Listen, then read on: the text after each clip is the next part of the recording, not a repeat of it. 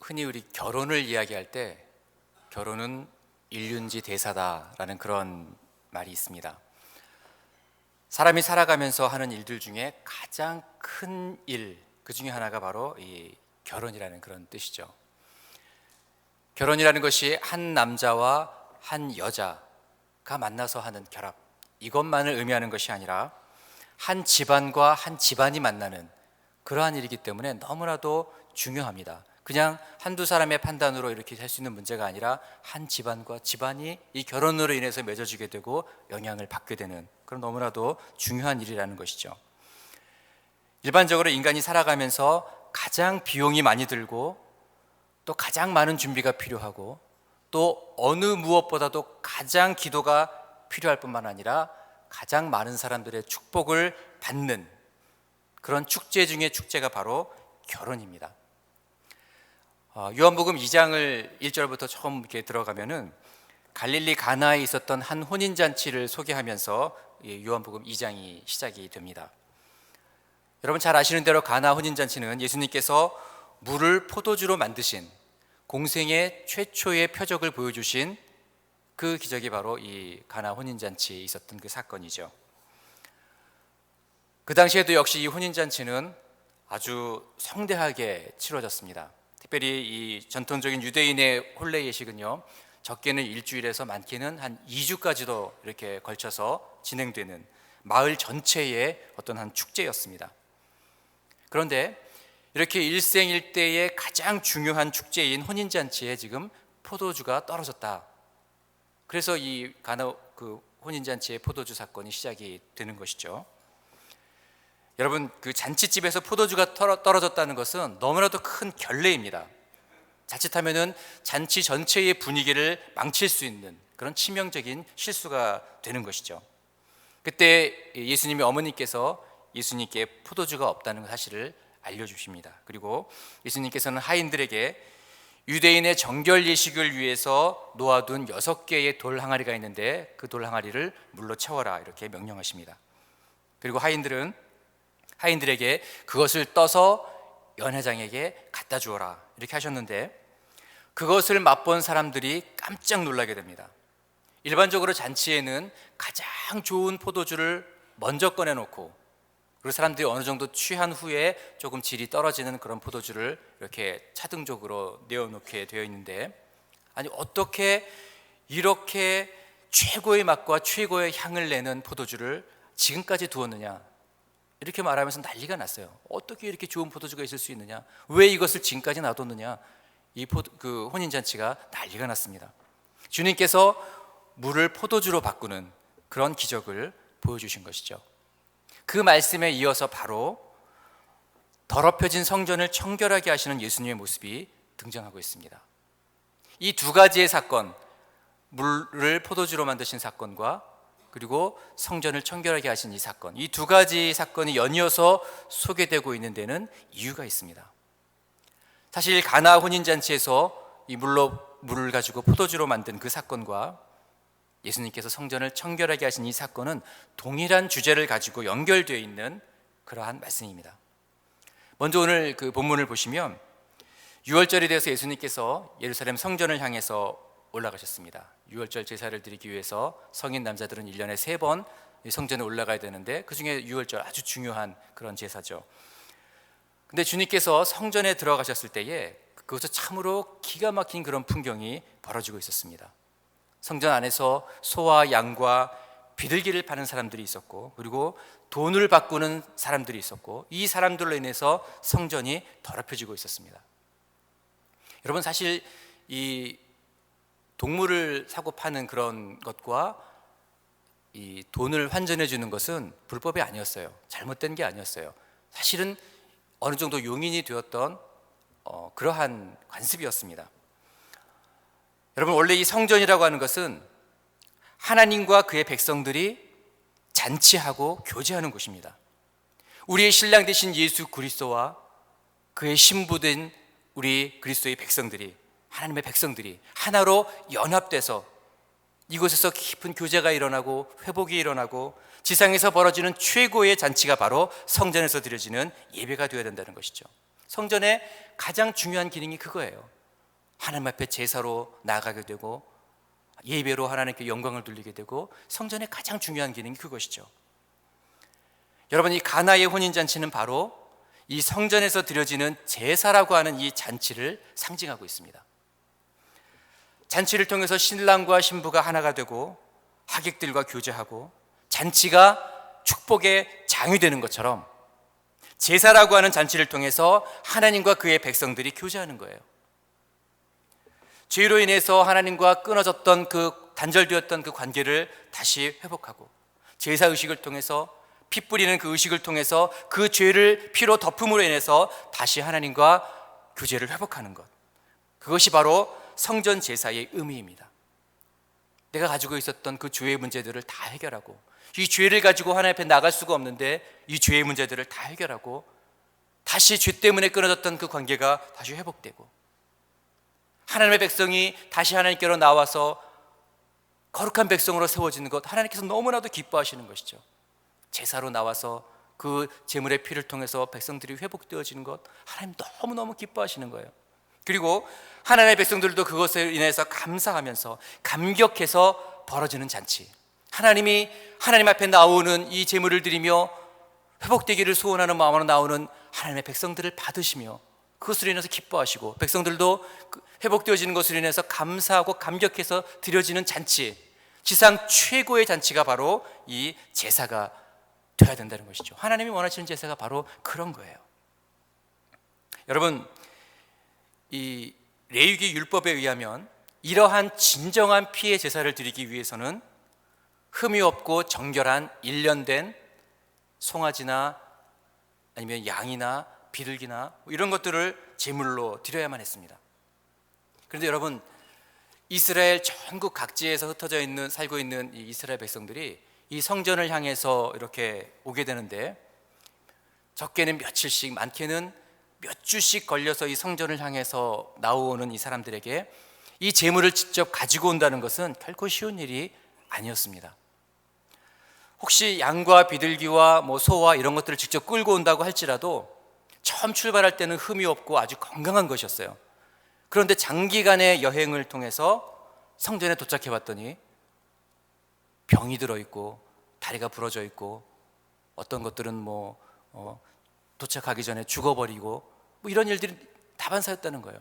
성전을 향해서 그 멀리서부터 저 꼭대기에서부터 이 제물을 가지고 오는 것이 쉬운 일이 결코 아니었다는 것이죠. 그래서 이러한 불편을 덜어주기 위해서 성전에서 짐승을 사고 팔게 이렇게 해주었습니다. 그래서 성전에서 흠없고 아주 정결하고 좋은 그 제물들을 준비해 놓고 돈을 받고 그것을 주는 것이죠. 그래서 하나님 앞에 정말 온전한 것을 드리고자 하는 그런 의도에서 처음에 시작됐던 거예요. 뿐만 아니라 20세 이상의 유대인 성인 남자들은 성전세를 내게 되어 있죠. 반세겔의 성전세를 내도록 그렇게 율법에 규정되어 있습니다. 그런데요, 그 당시에 통용되었던 그 로마나 그리스, 그 헬라나 그 밖에 다른 모든 나라들의 화폐에는 우상이 새겨져 있었어요. 아니면 황제의 모습이 새겨져 있었어요. 그것을 하나님께 드릴 수가 없죠. 우상에 새겨져 있는 동전을 어떻게 하나님께 드릴 수가 있겠습니까? 유독 두로라고 하는 나라에서 사용하는 두로 화폐에만 아무것도 새겨져 있지 않았어요. 그래서 이 로마 화폐나 헬라 화폐들을 가지고 와서 성전 앞에서 두로의 화폐로 환전을 해서 교환을 해서 그래서 성전세를 냈습니다. 아무것도 새겨지지 않는 온전한 것을 가지고 성전세를 냈어요. 이것을 위해서 성전에서는 이 환전을 해주는 것이 허용이 되었습니다. 우상이 새겨진 것이 아닌 온전한 것을 드리고 싶어하는 그러한 순전한 마음에서부터 시작된 거예요. 이것은 절대 죄가 아니라 일반적인 것이었고 아무런 문제가 없는 그런 것이었습니다. 그런데 주님께서 들어가셔서 지금 성전을 다 엎어버리셨죠. 청결하게 하셨죠. 채찍으로 다 내쫓으셨죠. 그 이유는요, 이렇게 선한 목적에서 시작됐던 관행이 점점 부패하게 되었다는 거예요. 제사장들은 상납금을 받고 이 제물을 파는 사람들을 고용을 합니다. 특정한 어떤 정치적인 목적을 가지고 어떤 장사치들에게 독점권을 주었습니다. 그리고 그들이 폭리와 부정행위를 저질러도 어느 정도 묵인해 주었습니다. 병들고 쓸모없는 그런 재물을 팔아서 많은 이득을 남겨도 무시했어요. 그리고 그들이 그것을 사가지고 성전에 데리고 와도 먼저 제사장이 그것을 다 검사하고 흠이 없는지 다 봐야 되는데 흠이 있어도 흠이 없다고 해주는 거예요. 그냥 제사를 드리게 했어요. 이렇게 제사장과 장사치들이 혼연일체가 돼서 철저하게 부정이 이루어지고 있었다는 것이죠. 환전을 해주는 사람에게도 그 사람들도 무리하게 차익을 취하는 거예요. 어쩔 수 없이 내가 성전세를 내야 되는데 더 많은 그런 폭리를 취하면서 환전을 해주고 이런 부정들이 비일비재하게 일어났다고 하는 것이죠. 여러분, 이러한 행위는 성전에서 제사의식을 빙자해서 자신의 배를 불리는 탐욕이었습니다. 인간적인 탐욕이었어요. 그리고 형식적으로만 하나님을 위하지만 그러나 하나님을 모독하는 그러한 행위였습니다. 하나님을 위한 제사, 하나님과의 관계가 회복되기를 위한 그런 잔치가 아니라 인간의 배를 불리기 위해서 하나님을 이용하는 타락한 그런 제사였다고 하는 것입니다. 제사의 주인공이 하나님이 아니라 인간이 되어버린 거예요. 하나님의 영광을 위해서, 하나님 앞에서 우리 죄를 속하기 위해서 드려지는 제사가 아니라 거룩한 백성으로 다시 하나님 앞에 나아가서 하나님과의 관계가 회복되고 참된 잔치 가운데 들어가기 위해서 드려지는 제사가 아니라 인간의 배를 불리기 위해서 드려지는 제사가 되어버리고 말았다는 것입니다. 여러분, 혼인잔치에서 포도주가 떨어짐으로 인해서 잔치의 기능을 상실해버렸습니다. 제사에서 거룩을 잃어버림으로 인해서, 온전한 거룩한 피의 그 기능을 잃어버림으로 인해서 예루살렘 성전은 성전의 기능을 잃어버리고 말았습니다. 제사의 본질을 잃어버리고 의식만 남게 됐어요. 형식만 남게 됐어요. 율법만 남아있는 빈 껍데기에 불과한 그런 제사가 되어버렸습니다. 하나님과 그의 제사로 언약한 그의 백성들이 깊이 교제하는, 잔치하는 그런 역할을 수행하는 그런 제사가 더 이상 되지 못했다는 거예요. 이런 광경을 보신 주님께서 분노하셨습니다. 그러시면서 내 아버지의 집으로 장사하는 집을 만들지 말라 책망하셨습니다.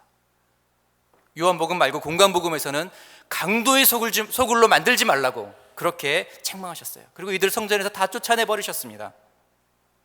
여러분, 율법을 주신 주님의 하나님의 마음, 율법의 정신, 그것은 잃어버리고 율법과 형식만 남은 성전은 더 이상 성전이 될 수가 없습니다.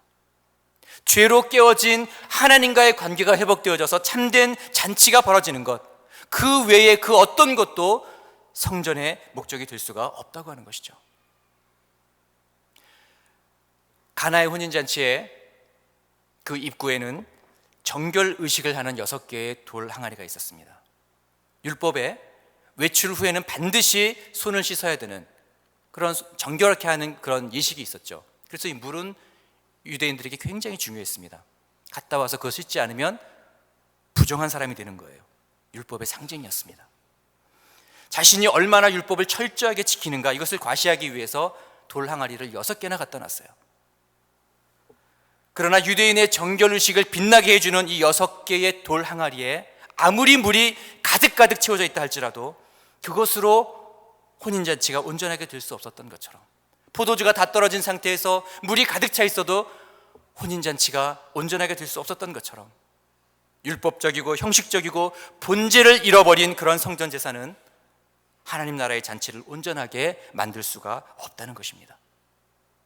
가나의 혼인잔치에서 주님이 물로 포도주를 만들어서 그 잔치를 온전하게 만드셨던 것처럼, 유대의 율법을 상징인 이 물을 변화시켜서 예수 그리스도의 보혈을 상징하는 포도주로 만들어 주셔서 그 피로, 그 보혈로 잔치를 완성하신 것처럼, 헤롯이 지은 성전, 인간이 46년 동안 지은 이 형식만 남은 그 성전, 우리의 죄의 문제를 더 이상 해결할 수가 없고 하나님과의 관계를 회복시킬 수 없고 죄사함과 생명의 역사가 더 이상 일어나지 않는 이 성전의 제사, 십자가의 보혈이 대속의 제물로 죽으시고 3일 만에 부활하신 예수 그리스도의 그 보혈로 말미암아서 온전한 성전의 기능, 제사의 기능, 잔치의 기능이 회복되게 되었다는 것입니다. 물로 포도주를 만드신 것처럼 율법만 남아있는 이 성전, 형식만 남아있는 이 성전의 기능을 예수 그리스도의 보혈로 온전하게 회복시키시기 위해서 이 땅에 오셨다는 거예요.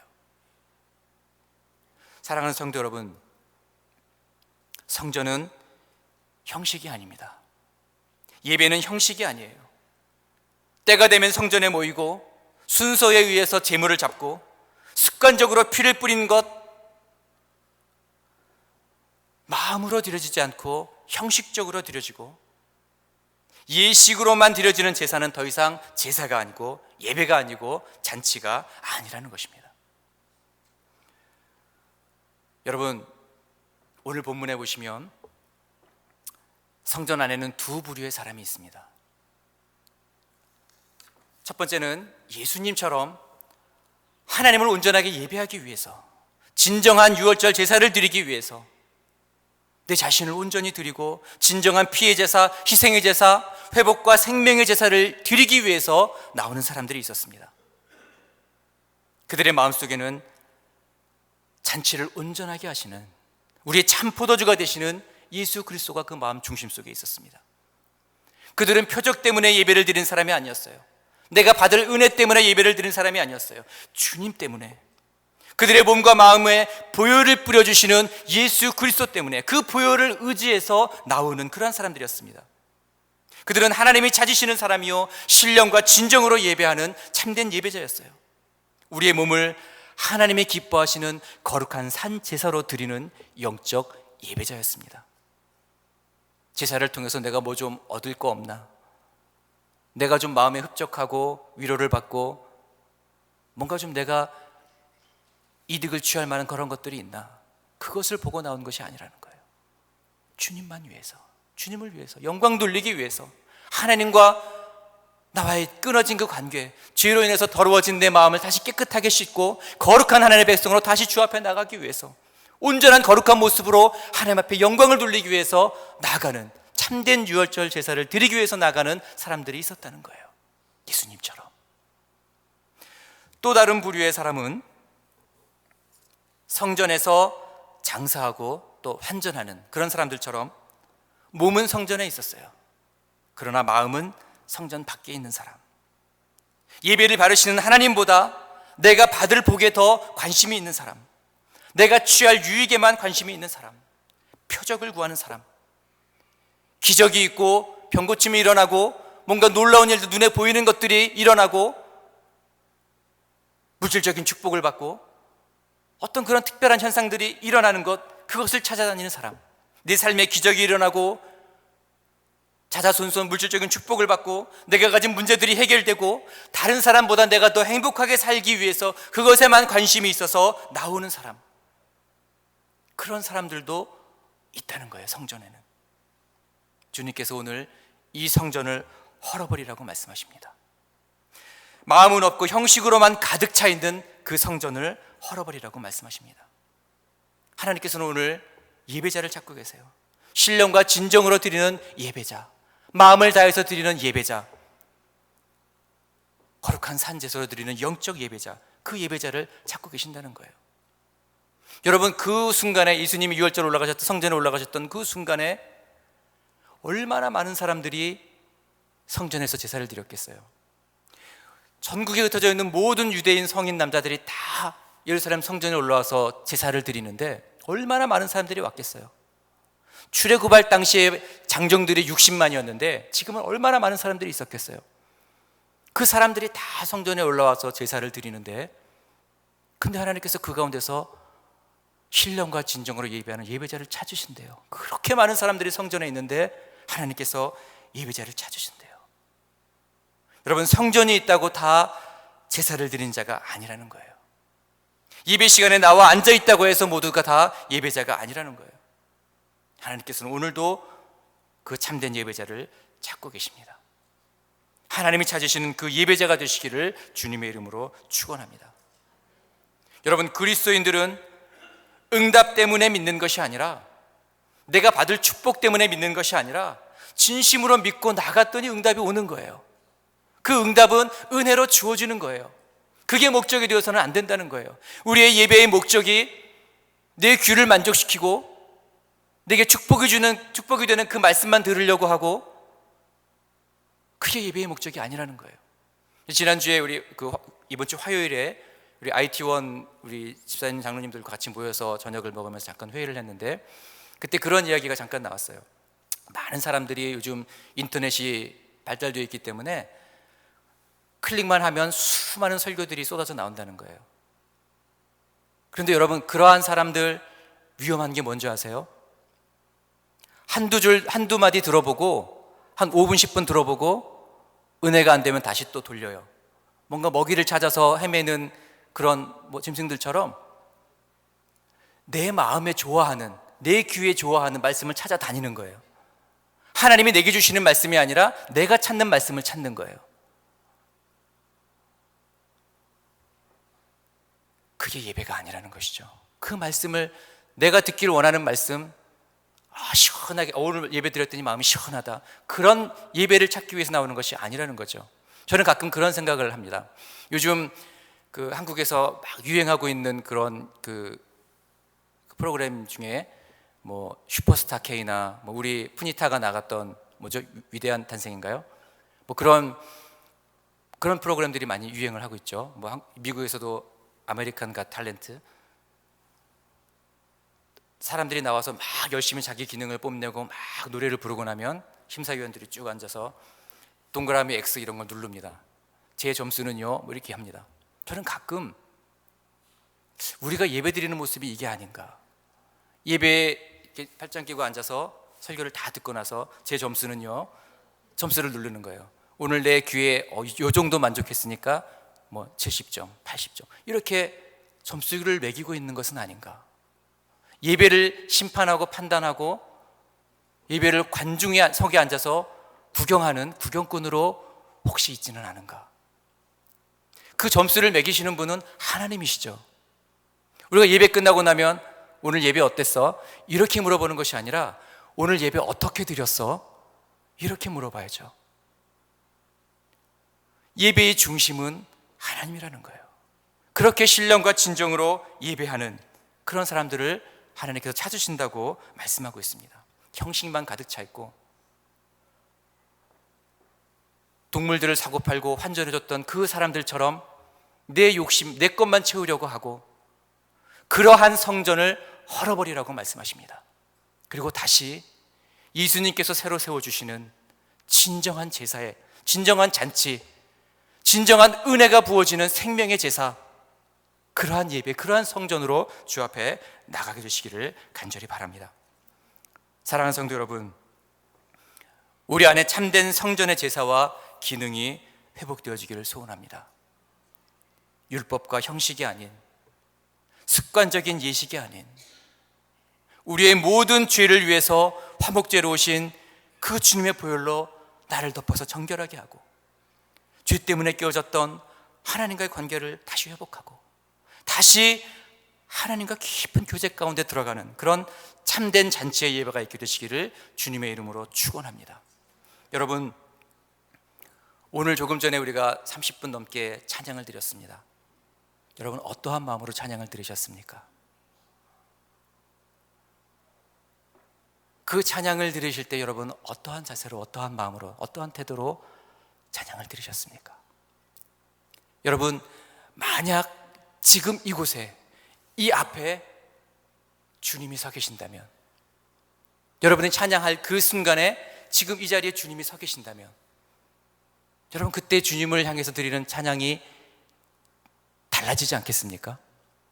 만약에 그러한 것을 인식하지 못하고 드린다면, 물론 여러분이 그러셨다는 것이 아니라 그러한 마음으로 찬양을 드린다면 주님 없는 예배죠.